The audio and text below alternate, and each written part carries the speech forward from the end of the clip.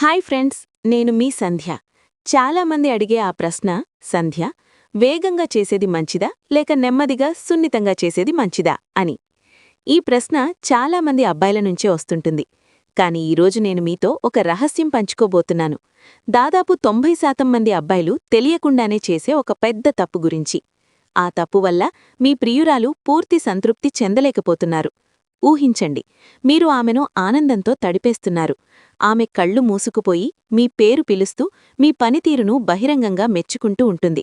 ఆ ఫీలింగ్ కావాలా? అయితే ఈ వీడియోని ఒక్క సెకండ్ కూడా స్కిప్ చేయకండి. ఎందుకంటే ఇలాంటి నిజమైన శాస్త్రం, సరైన పద్ధతి మీకింకెక్కడా దొరకదు. నేను సంధ్య, మీతో ఈరోజు శారీరక సాన్నిహిత్యం గురించి మాట్లాడతాను.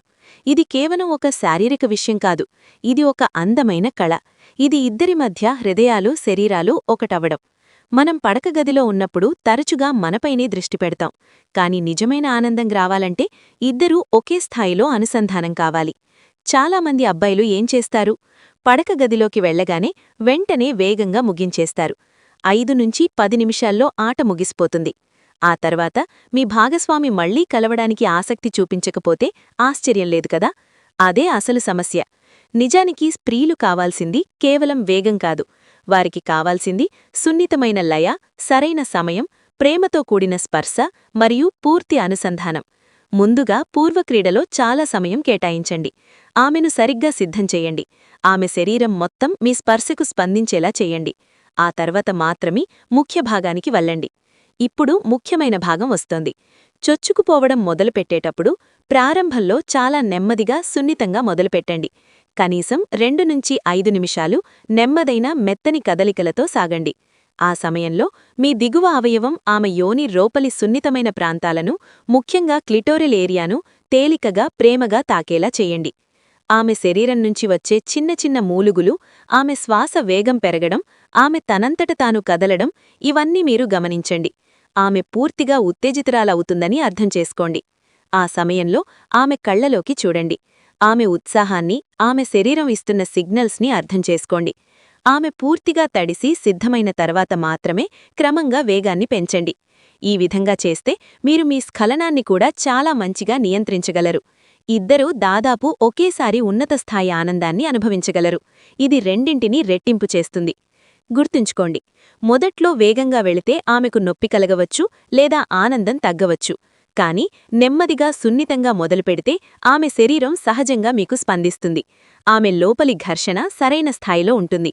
ఆమె పరాకాష్ఠకు చేరుకోవడం సులభమవుతుంది. పురుషులు మరియు స్త్రీల శరీరాలు భిన్నంగా స్పందిస్తాయి. మీరు చాలా వేగంగా స్ట్రోక్స్ ఇస్తే మీరు త్వరగా స్ఖలనం చేసేస్తారు. కాని నెమ్మదైన స్ట్రోక్స్తో మొదలుపెడితే మీ మెదడు నియంత్రణలో ఉంటుంది. మీ స్టామినా పెరుగుతుంది. ఆమె శరీరంలో అనుభూతి కూడా ఎక్కువగా పెరుగుతుంది. ప్రతి దశలోనూ సమతుల్యత చాలా ముఖ్యం. ఆగి ఊపిరి పీల్చుకోండి. ఆమె కళ్లలోకి చూడండి. ఆమె శ్వాసను, ఆమె కదలికలను గమనించండి. సరైన సమయంలో వేగాన్ని పెంచడమే నిజమైన ప్రేమికుడి లక్షణం.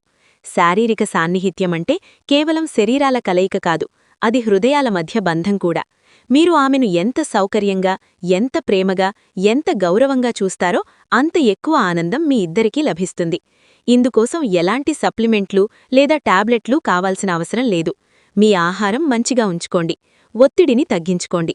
మీ భాగస్వామితో ఓపెన్గా మాట్లాడండి. ఇంటిమేట్ విషయాలను కూడా సహజంగా చర్చించండి.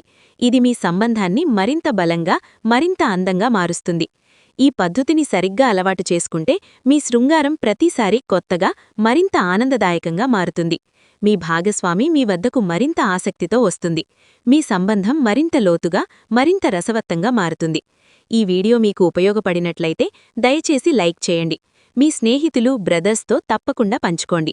ఎందుకంటే చాలామంది ఇంకా ఈ సరైన జ్ఞానం తెలుసుకోలేదు. వారికి కూడా ఈ అవకాశం ఇవ్వండి. నా ఛానల్ని సపోర్ట్ చేయాలనుకుంటే లైక్ చేయండి, కామెంట్లో మీ అనుభవం లేదా ప్రశ్న రాయండి మరియు సబ్స్క్రైబ్ చేసి బెల్ ఐకాన్ నొక్కండి.